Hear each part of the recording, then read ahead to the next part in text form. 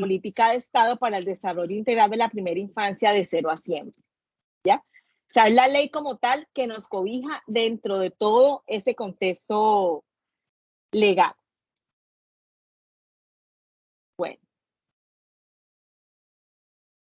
Tenemos obviamente un contexto histórico porque no podemos desconocer que la historia debe formar parte de todo lo que, de todo lo que está y de todo lo que se ve en cualquier tipo de marco legal. O sea, una cosa no puede estar desligada de la otra, ¿ya?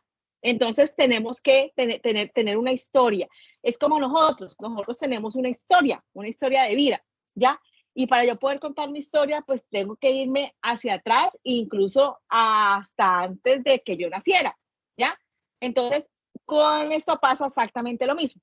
Vamos a hablar de un contexto histórico de atención a la primera infancia. Entonces, ¿qué decíamos? ¿Cuál es la primera fecha? Hablamos de 1974. Yo ni siquiera había nacido. 1974. Yo no había nacido, ustedes menos. Donde hablamos de la creación de los hogares infantiles. Luego ya subimos un poco al 85, donde hablamos del Plan Nacional para la Supervivencia y el Desarrollo Infantil, que se llamaba Supervivir, ya en ese entonces. Hablamos de creación de hogares comunitarios de bienestar familiar, que eso fue ya en el 88. Mire que tampoco es que haya sido tan lejos como tal lo que se empezó a formar a nivel de hogar comunitario. Hablamos de los programas Familia, Mujer, Infancia, que son los famosos FAMI, que se creó en el 90, donde ya empezamos a irnos que el cubrimiento debe ser incluso desde el momento de la gestación, no solamente cuando el niño nace. Hablamos en el 2002 de una alianza por la política pública de infancia y adolescencia en Colombia. O sea, ya empezamos en el 2002 como a darnos cuenta de que aunque la infancia se estaba manejando, la teníamos bastante desprotegida. O sea, que no le estábamos dando la importancia que se merecía para tener en un futuro un buen joven, un buen adolescente, un buen adulto. Por consiguiente, un buen padre, una buena madre que va a formar una buena familia, porque tenía un buen contexto, una buena base generada y creada. Vamos al 2004, donde hablamos de la ampliación del grupo de trabajo a 19 instituciones coordinadas por el ICBF.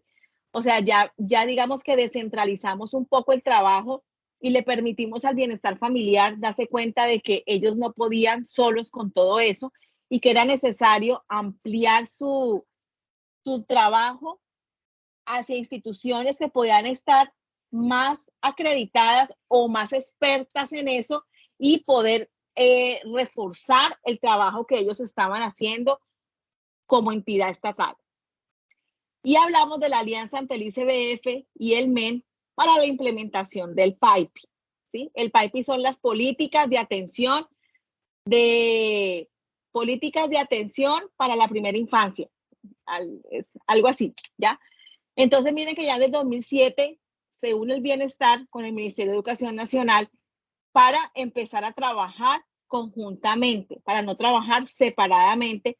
¿Por qué? Porque es que no podemos desconocer que el bienestar familiar tiene unas cercanías hacia el trabajo, pero que hay cosas que no hacen, hay cosas que no manejan, ¿ya? Por ejemplo, yo tengo a mi hija en un hogar infantil, ¿sí? Y obviamente a mi hija le pidieron libros, le pidieron cuadernos, todos útiles escolares y todo lo que eso implica. Pero también tenemos claro que para bienestar familiar eso no es necesario y eso no se debe de hacer. O sea, es una actividad que desarrollan los agentes educativos, pero que no es dentro de sus funciones.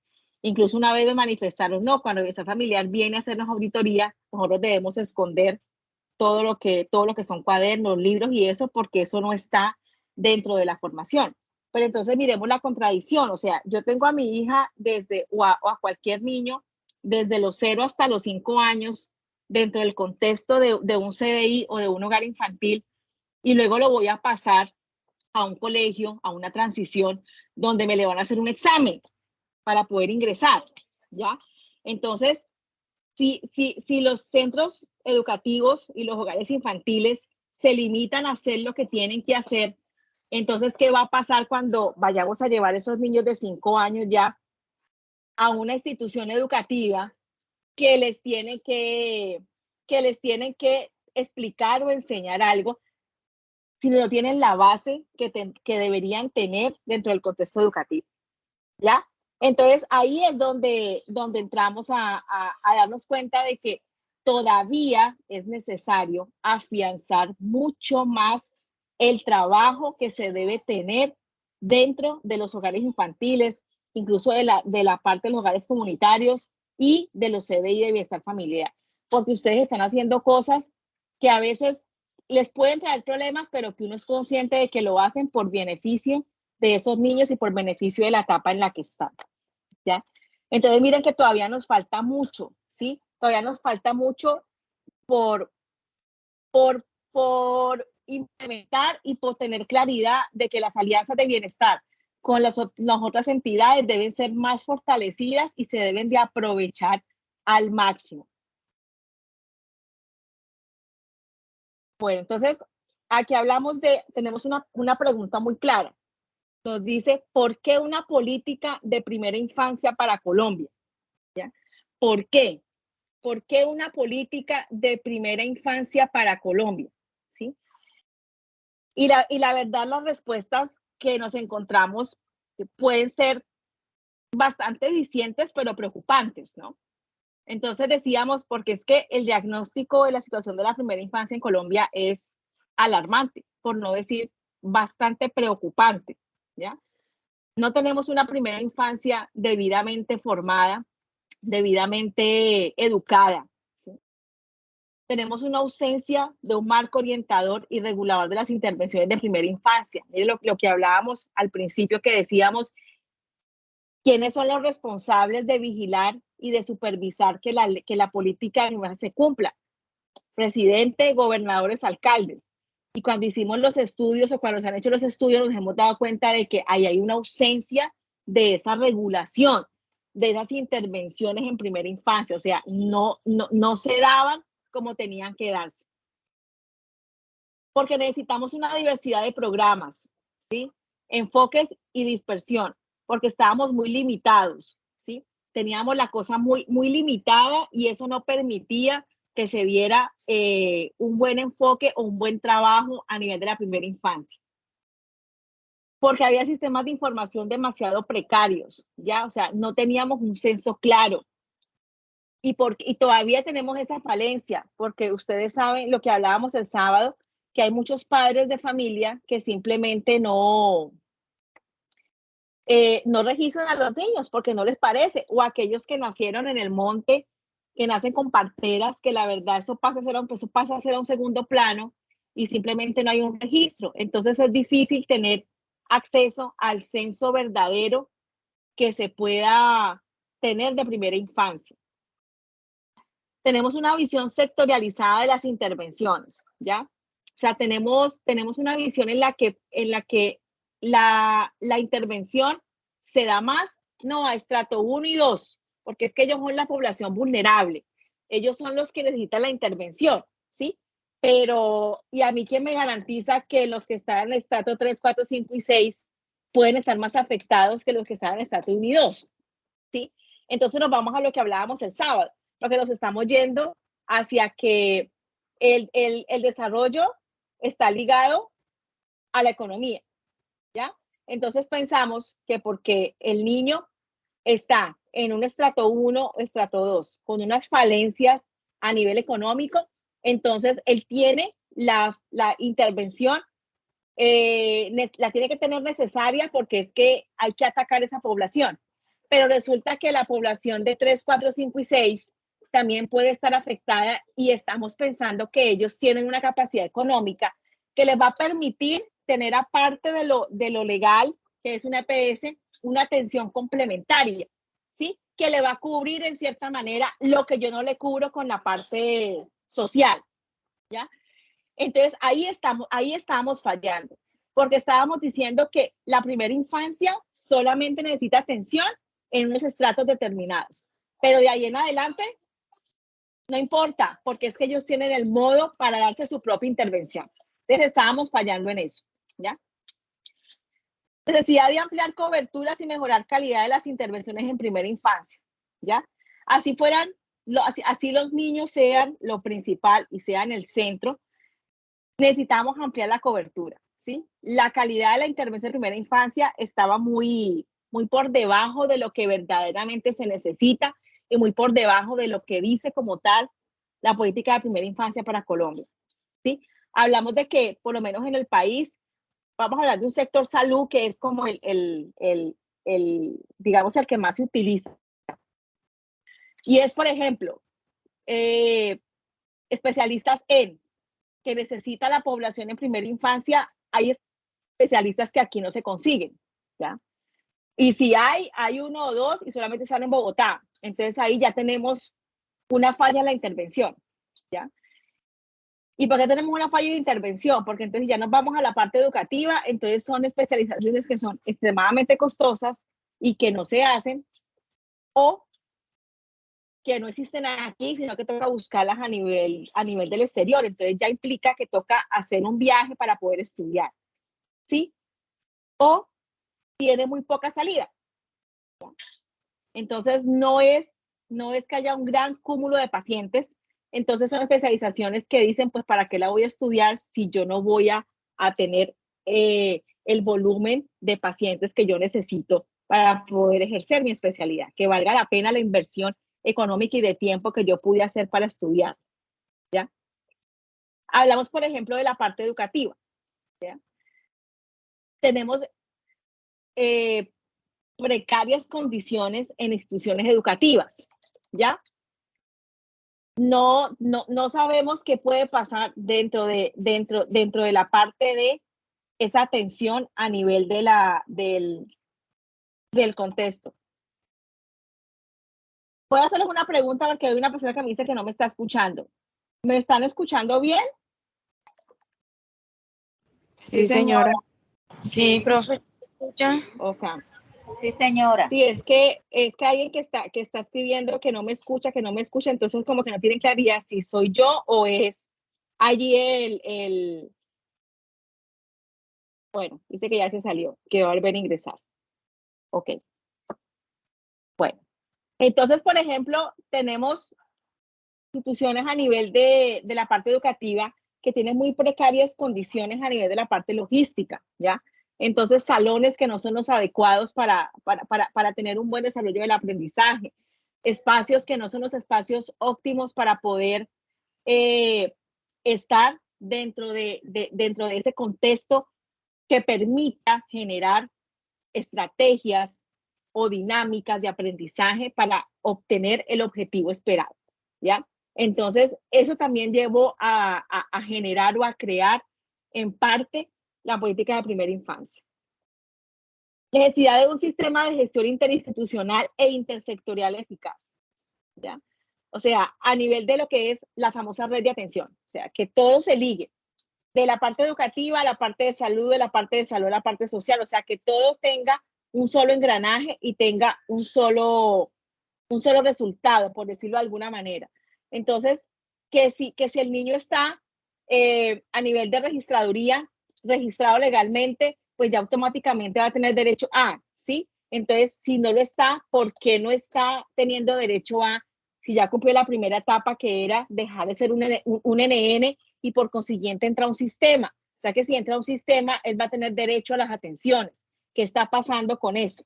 ¿Ya? Entonces es un problema a nivel de información que se está generando dentro de la parte institucional y obviamente termina volviéndose un problema a nivel social o a nivel intersectorial, ¿ya?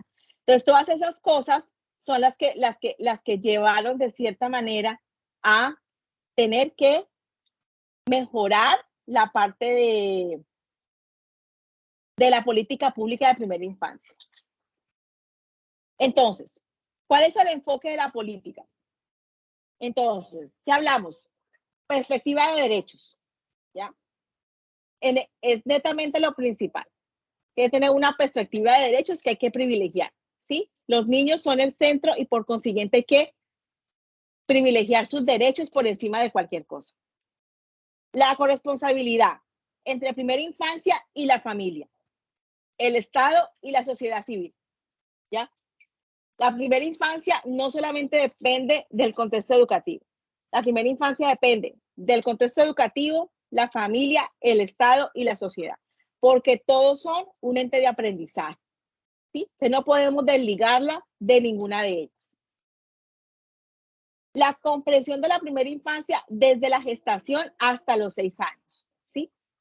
¿Por qué? Porque es necesario entender que ese niño desde el momento en que está en la barriga de su mamá ya tiene unos derechos adquiridos, ¿ya?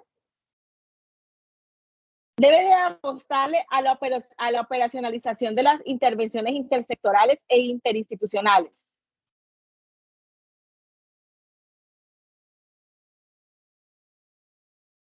¿Qué significa eso?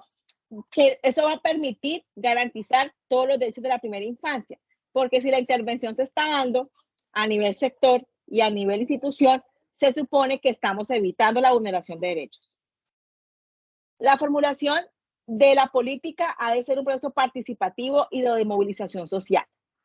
¿Qué quiere decir esto?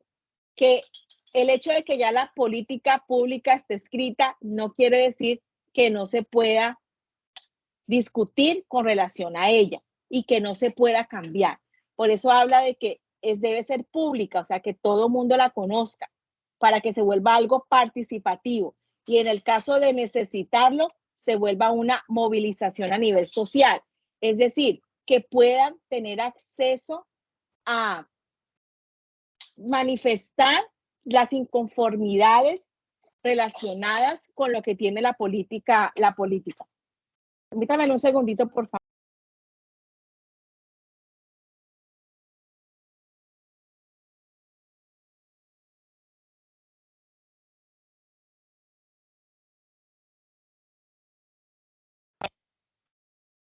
Bueno.